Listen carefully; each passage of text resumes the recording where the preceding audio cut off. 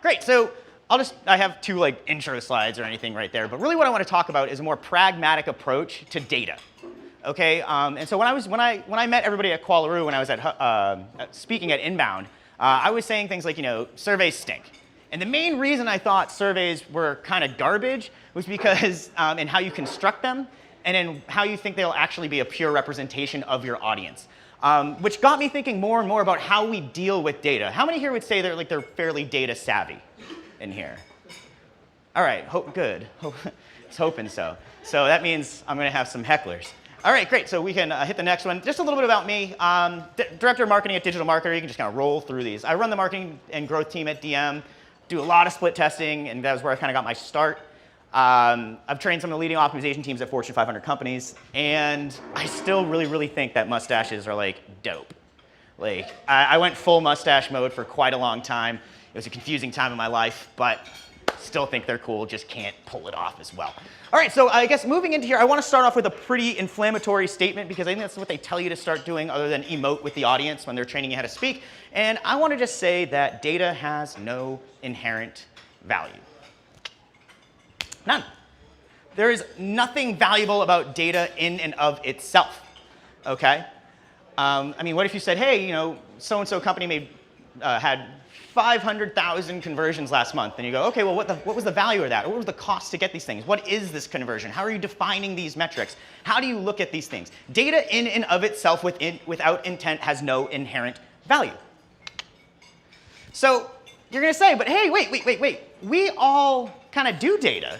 And data scientist is actually one of the sexiest jobs of the 21st century, which I think is super funny that they just use the term sexy with data science. Like, I was like, nerds. They finally got it, and me being one of them. But there's some interesting quotes I saw when people were talking about this, and particularly you see it's a good example of new players in organizations. The data scientist, it's a high-ranking professional with the training and curiosity to make discoveries in the world of big data. The title's been around for only a few years, but this is the thing that made me angry. Right here, where he says, more than anything, what data scientists do is make discoveries while swimming in data. Okay, you need to have some questions you need to have answers. You need to have some level of intent when you're looking into data, and to think that, oh, I'm just going to walk into some report and go, there it is. There it is right there. That's the answer to everything I've ever needed. You're not going to. Like you'll look at things like in Google Analytics, like, oh, like, hey, here's my website. Here's how many sessions we're getting. Here's our bounce rate. Here's all this stuff. This answers nothing if you have no questions you've asked. It doesn't do anything for you, right? So I mean, and then we get into other things. When we start swimming in data like that, we start thinking like of all of these like causation, correlative effects. We think just because there's some level of correlation, there is a level of causation. One of my favorite sites that are up there on the next slide, like per capita cheese consumption correlates with number of people who died by becoming tangled in their bed sheets. Crazy. On the next one, we can see divorce rate in Maine correlates with per capita consumption of margarine, right? We start thinking when we have no intent and no idea of what we're looking for, what we're looking at, we start making stupid decisions. And we start thinking about the wrong things. So when they started saying things like, you're swimming in data, I got enraged, especially because this is a fairly new position and we want to kind of get that thing out there. So remember, data requires intent. Data requires context. Cool. So here's a super bummer. And most of our important data sets we look at, we can't actually influence directly. And you're going to be like, what? I need that GIF going. You're like, what? Is that the one from, I think that's him from Dogma. But so when you're looking at your KPIs and the stuff that really matters to your organization, these are things that are referred to as lagging measures. Okay? So you're looking at what a lagging measure is something that you can't directly influence at that given time. So these measures are the result of you are trying to achieve. They are a lag measure because by the time you get the data, the result has already happened. Can you go back to that one slide real quick? So what I want to point out here is, not this one, the one with the numbers on it. I would, I actually kind of wish that was the one. But I look at our product metrics here, which are our main kind of lagging indicators that we're looking at. We look at people in DigitalMarketer Lab, which is our flagship product. Then we have an ascension plan for getting into Lab Elite or Lab HQ. And then looking at our certified partners and our tickets. These are the type of things that we go, all right, here's the numbers, and if they're not looking good, there's not a damn thing you can do about it right then, right? And it's gonna likely take a lot of different efforts across departments and campaigns to actually move these things. All right, great. Next one, Sue. So how do you end up picking the right lagging measures? Lagging measures are actually super easy to pick. And it really comes down to your lagging measures are kind of your more business-oriented metrics that are generally your most commonly asked questions from your boss, if you're, or like maybe you're like your board, those types of things, right? Those are the things you want to take a look at there. They're super, super easy to identify, but they're a lot harder to measure, okay? So when you're looking at lagging measures, we tend to fall into the trap that we can actually start directly influencing these things by saying, oh, we just need more members. Like, let's just go do that. Let's do this campaign. But then how are you going to find, like, kind of deal with the success of that campaign and see how it correlates with the lagging measure? All right, so this enters leading measures, okay? So lead measures are predictive and influenceable. That's what's really important. You can predict a lead measure, and you can directly influence it. All right, this goes back to things that you'd see within kind of more departmental level KPIs. So for me, like driving lab trials. And then you can go down to more kind of, even you can go a little further down, get a bit more granular, when you start looking at things like the actual campaigns themselves. Like, are we seeing a high click-through rate on our Facebook ad campaigns? Are they driving more trials? And then over time, you should start seeing that actually influence your lagging measure. Here are kind of some of the marketing metrics we look at here. We look at leads, and we look at the percentage of the quality of the leads, whether there's somebody for a mid-funnel, mid-tier product as well as a high-tier product. Looking at the trials themselves and our email subscriber segments. Those are our leading measures in the marketing department. Every department's going to have these, and it's going to take multiple departments to really push those lagging measures. So leading metrics, this is the big thing. It can't be about you. So say you're like in a SaaS company. How many people are a SaaS company here? You're in a SaaS company, you're like, man, now, freemium? Okay, so you want them to take a particular action because then you know, once they take that action and reach that aha moment, we got them. But what if that's not the best experience for them? What if they don't have you're not answering the right questions they need? What if the aha moment that you kind of put together is a bit more contrived? Right? It needs to be more about the user and user consumption, not, you know, we need to just get them here, right? And so leading measures can't just be about you, they need to be about the customer.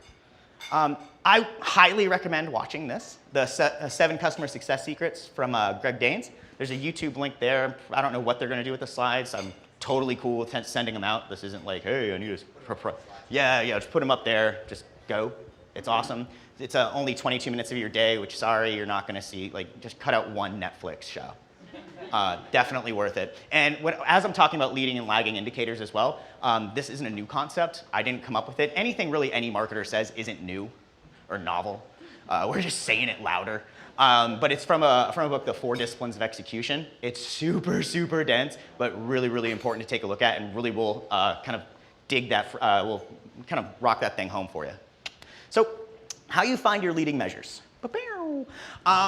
What we did was, at first we're like, okay, so what are the things on the marketing side that we need to take a look at, and how do we break it down? So we looked at leads, trials, and engagement. When we do this, we wanted to make sure that we had, we change it to month over month change to see kind of where we are, like from a health standpoint. Week over week change is kind of hot garbage because there's a lot of factors that will influence things week over week. And then you'll see this column here for % monthly goal, because if you don't have a goal, why the hell are you measuring it? Right? If you're ever going to look at any of your data sets, like, because a lot of people when they measure things and they inherit like different systems, they're going to have not only technical debt, they're going to have data debt. Do you need to be measuring that? Why are you measuring that? Well, because we always did. You might not have to do that, and you shouldn't have that many kind of measures that you need to look at from a leading standpoint. So like I said, have something at state. Data isn't merely a report, and one of our core values at DigitalMarketer really is data sans interpretation. Actually, no, it's not our core value. It's in a We Believe video. We would say data sans interpretation. People who do data without interpretation are set for a certain circle of hell or something like that. It was one of those things where I got real into it. But the next one, this is what we thought were key metrics. Just keep them going. There's a lot of them. We're like, hey, look at all these things we can measure. Oh my God, we have all this data. We can make all these decisions. This is great. There were, one more, 33 leading metrics. Are you kidding me? We're not going to be able to act on anything. We're not even going to ask the right questions because we're looking at too much stuff. We're going to miss the forest through the trees. So as opposed to now, what we were looking at were actually 11 across 3 sub-departments, and we've even changed this as recently as yesterday. Your leading metrics are more agile and will change. Generally, when you're selecting your leading metrics, which I think is what I say next, and you go to the next one, is you kind of just take your best guess at what campaigns or other indicators will actually move that lagging metric. And then you try it. If it doesn't move anything, guess what? It's not a leading metric, right? You don't write these things in stone. We write generally most things on a whiteboard. Now we write it on a, like we put it in a Google Sheet. It's not like, that's a lot of, the whiteboard you should see. The president of our company likes drawing it out because he has impeccable handwriting. But it takes him a long time to do it. We actually screwed up really big where we thought we had our leading metrics. We thought we had that. Remember, lagging metrics, really not that hard. We thought we had these leading metrics. And we spent about $30,000 on a custom dashboard. And then we're like, oh shit, those aren't the ones. So that was just a waste of money. So leading metrics change all the time. They're more campaign-centric, and they're more agile than lagging metrics. So here's an example of something that's not really a leading metric. What's my revenue per visitor in December, right? We only ask this question really once, and it's more or less a vanity metric or something we can compare to our cost per click or affiliate offers. That's not a leading metric. This is, though, this next one. How many new lab trials did we get this week, or how many trials did we generate this week? My boss asks me this every day. I was like, just add the, look at the thing. Like, you know what we had the past couple of days. But he asked me every day. I need a good answer, and this is also going to tell us and indicate the health of our product. We could have, like, maybe we, if we don't keep around 1,500 to 2,000 people in trial mode, we know we're in trouble for that month. So as they're rolling over, we got to make sure we keep them coming in. So we know we know that as a predictive indicator, and we know that if we can maintain that and cut down on churn, remember now we're looking at 2 different departments, that we are going to see growth, right? So the best way to influence leading metrics is to know the user, okay? There's a lot of great quant data. It takes a lot to dig into, and you can kind of skip some of it if you have identified your lagging measures and you're trying to indicate new leading measures or come up with new campaign ideas. All right, there's 2 types of user testing and two types of user data. You have active, which is when the user is aware that they're in a tested environment. So these are things like surveys, and I'll actually give full examples of these in a second, but surveys, user focus groups, and some other things. I have a more complete list there. And then passive is user data where the user is unaware that they're in a tested environment, which is pretty much what I talked about for the entire presentation where I met the people at Qualaroo. Kind of active user is user surveys, usability tests, voluntary eye tracking tests, and focus groups. I mean, and I know we're going to talk more about that on the panel, and then the people at Qualaroo will be happy to talk to you more about these. And there's that asterisk there on user surveys, mainly because you have to do them right. And I'm positive the people that are here today are going to be able to kind of help you figure that out. And then the kinds of passive qualitative data, session recordings, heat maps, customer support questions, sales questions, those are all free. And you're going to be able to get a better understanding of your user. We do weekly stand-ups where we get ideas from our sales and customer success department. We have monthly growth team meetings where we have an all-hands sheet that everybody in the company puts and scores their new ideas in, and the growth team will then kind of debate, barter, kind of figure out things, get things launched for at least 5 growth projects every month to help grow our company. So we use that. Those are like huge in terms of customer success questions and sales questions. What you can learn from some of these things, like with heat maps, what stands out to visitors, what doesn't, where they're scrolling, how they're interacting, what they're doing on the site as opposed to what they've done in just a big old list. But you're still not going to get a lot of why. You're going to have to try and figure out that why there. And that's where kind of more things like user surveys or focus groups come into play.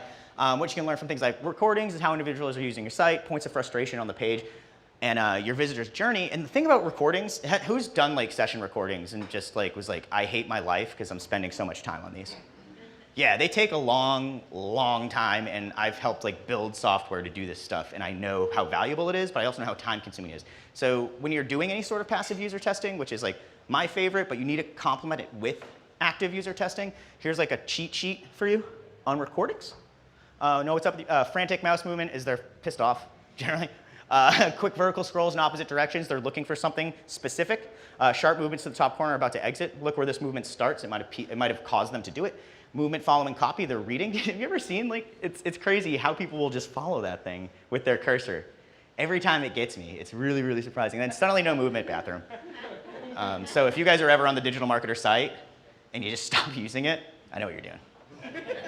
All right. And kind of wrapping up. So, I hope, do I have anything after that? Yep.